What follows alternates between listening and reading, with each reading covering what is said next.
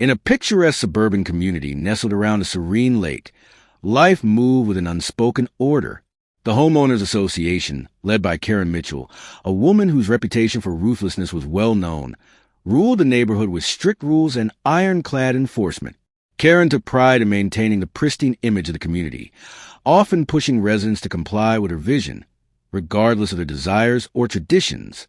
The lake at the heart of the neighborhood was more than just a body of water. It was a gathering place, a symbol of freedom, and a source of joy for many families. For years, children splashed in its cool waters during the long summers. Teenagers practiced their swimming strokes, and adults found peace watching the gentle ripples at sunset. The HOA had never interfered with this tradition until Karen decided otherwise. One summer, Karen issued a sudden and controversial announcement. Swimming in the community lake was to be banned immediately, citing vague safety concerns, liability issues, and supposed environmental risks. She declared that no one was allowed to enter the water under any circumstances. The news spread quickly, shocking residents who had long cherished their access to the lake. Among those stunned was David Miller, a longtime resident whose family had lived in the neighborhood for decades. David loved the lake not only for its beauty but also for the memories it held. Weekends teaching his children to swim, peaceful mornings kayaking, and community picnics on its shores. To him, the swimming ban was not just inconvenient. It was an attack on the heart of their community. David soon learned that Karen's ban came without any formal discussion or community vote. The decision appeared unilateral, made behind closed doors with little transparency. When he sought clarification from the HOA board, he was met with vague responses and reminders that the rules were final and binding. Refusing to accept this overreach, David began quietly speaking with neighbors who shared his concerns.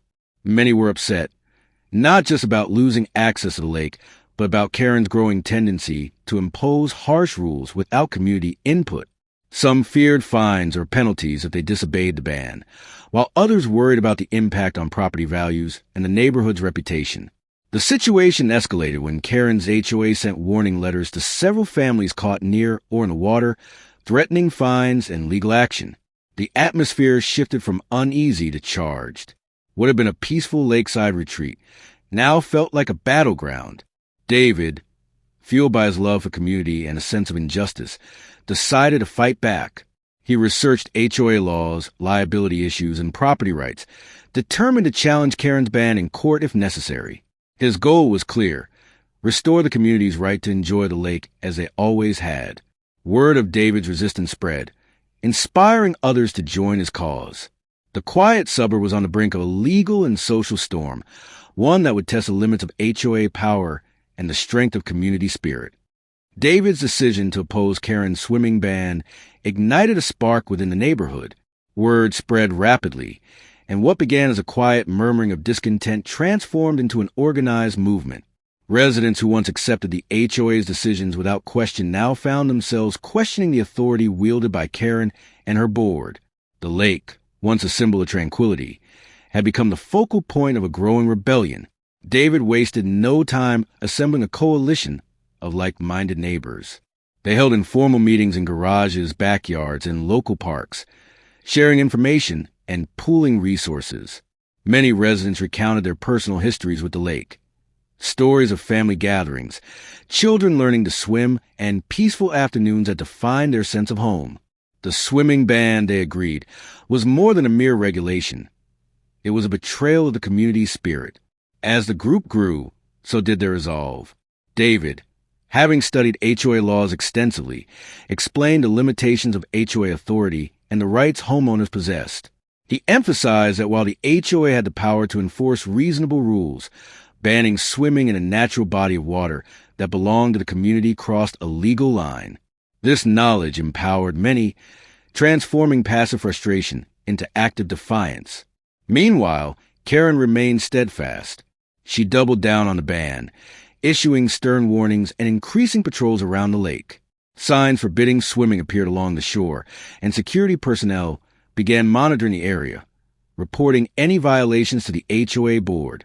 Karen framed her actions as necessary for safety and environmental protection, though many questioned the legitimacy of these claims. The mounting tension seeped into every aspect of neighborhood life. Social events became battlegrounds of whispered arguments and wary glances. Neighbors who had once shared friendly greetings now eyed each other with suspicion, divided by their stance on the lake dispute. Karen's supporters praised her for maintaining order, while others saw her as a tyrant suppressing their freedoms. David and his coalition decided the next step was a formal legal challenge. They hired an attorney experienced in HOA disputes to review the ban's legality. The attorney advised that the HOA's unilateral decision likely violated state laws, protecting homeowners' access to shared natural resources, and questioned the validity of the safety and environmental claims. Armed with this legal backing, David prepared to take the fight to court. He understood that the battle ahead would be arduous and costly, but the cause was worth it. The community's right to enjoy the lake was at stake, as was the principle that no single person or group should wield unchecked power over others' lives. The news of the impending lawsuit stirred the neighborhood further. Karen responded by rallying her supporters, emphasizing the need for discipline and order, warning that the lawsuit threatened to divide and weaken the community. She painted David and his allies as troublemakers disrupting the peace. Despite the mounting pressure and threats of retaliation, David's movement gained momentum. More residents came forward, sharing stories of their experiences and expressing a willingness to stand together against the HOA's harsh rule. As the day of the first court hearing approached, the once quiet lakeside neighborhood braced itself for a confrontation that would not only decide the fate of swimming in the lake, but could redefine the balance of power between homeowners and their HOA. The morning of the court hearing dawned with a heavy tension hanging over the neighborhood. Residents gathered quietly outside the courthouse, a mix of nervous anticipation and steely determination etched on their faces. For many, this day symbolized more than just a legal battle. It was a fight for their community's identity and autonomy. Inside the courtroom, the atmosphere was formal but charged. David and his legal team laid out their case with meticulous detail, challenging the HOA's authority to ban swimming in the lake. They presented evidence showing the lake was a shared community asset, historically used for recreation by residents without incident. Expert testimonies highlighted that the supposed safety and environmental risks cited by the HOA were exaggerated or unfounded. Karen's legal representatives countered fiercely, asserting that the HOA had the right to impose rules for the safety and welfare of the community. They emphasized liability concerns and environmental preservation, painting the swimming ban as a necessary precaution. Karen herself remained composed, her reputation as a firm leader reinforcing her position. As the proceedings unfolded, it became clear the judge faced a complex decision. The case was not just about swimming rights, but the broader question of HOA governance and homeowners' freedoms. Public interest was high, with local media covering the story and neighbors anxiously following updates. Outside the courtroom, the neighborhood was divided. Some residents rallied behind Karen, trusting her leadership and fearing that overturning the ban would lead to chaos. Others stood with David, inspired by his courage and the hope for a more transparent and fair community governance. Back home, tensions rose as neighbors confronted each other over their loyalties. Long-time friendships strained under the weight of opposing views. Community events became arenas of subtle conflict, and the once peaceful lakeside gatherings were now marked by quiet unease. Amid the turmoil, David remained focused.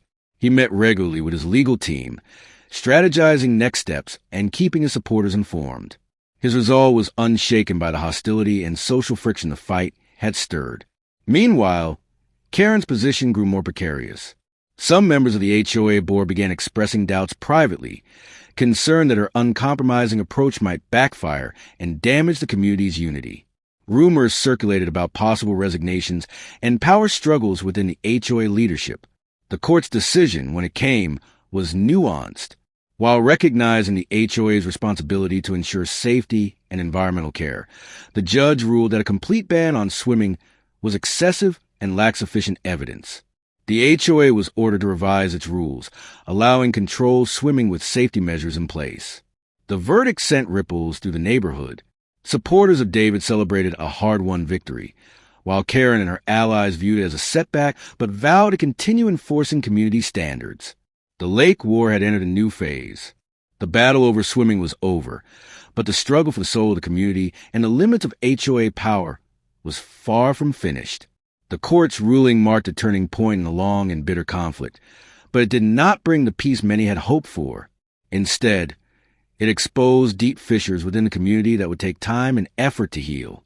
While controlled swimming was now permitted under new safety regulations, the battle between David and Karen had shifted the neighborhood's dynamics permanently. Karen, once seen as the unchallengeable ruler of the HOA, found her authority weakened. Some board members, previously loyal to her, began to distance themselves, wary of further controversy. The lawn police tactic she favored lost favor as residents demanded more transparency and fairness. David's victory inspired many to question other HOA rules that had gone unchallenged for years. What began as a fight over the lake evolved into a broader movement for homeowner rights and community involvement. Emma's earlier stand with her flower bed and David's legal battle over the lake became symbols of resistance against authoritarian HOA control. Despite the progress, healing the fractured neighborhood was not easy. Old resentments lingered, and social tensions remained palpable at community events and gatherings. Some residents still felt caught between opposing sides, unsure whether unity was achievable after so much discord. Both Karen and David recognized that their conflict had grown beyond personal grievances. It had become a defining chapter in the community's history, a story of power, resistance, and the struggle for respect and freedom. Though their battle was fierce, it also opened the door for dialogue, reform, and the possibility of a more democratic HOA. In the months following the court decision, new committees formed with representatives from all sides.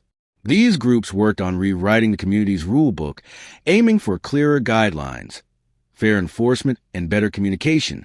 The lake was reopened with designated swimming hours, lifeguards, and safety measures that balanced enjoyment with caution.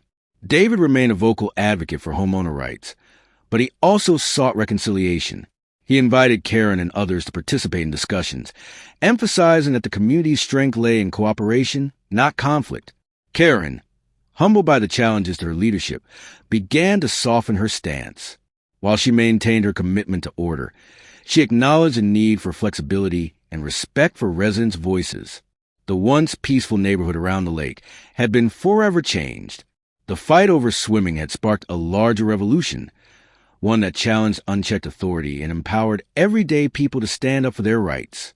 In the end, the community learned that true harmony required balance, rules that protect without oppressing, leaders who listen, and neighbors willing to come together despite differences. The lake, its waters now open once again, reflected not just the sky, but the resilient spirit of a neighborhood reborn. The end.